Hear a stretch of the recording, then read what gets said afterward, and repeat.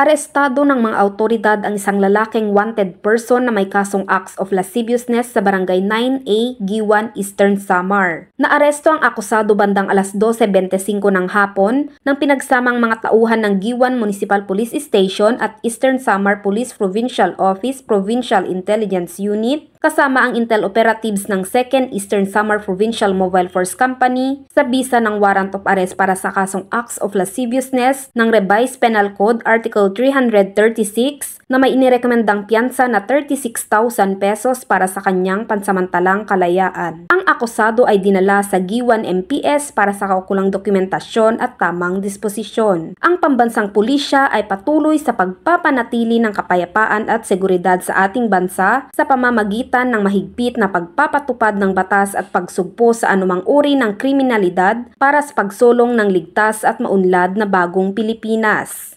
Mula dito sa Eastern Visayas, ako ang inyong PNN correspondent, Patrolwoman Maria Elena Singian, alagad ng batas, tagataguyod ng Balitang Pulis.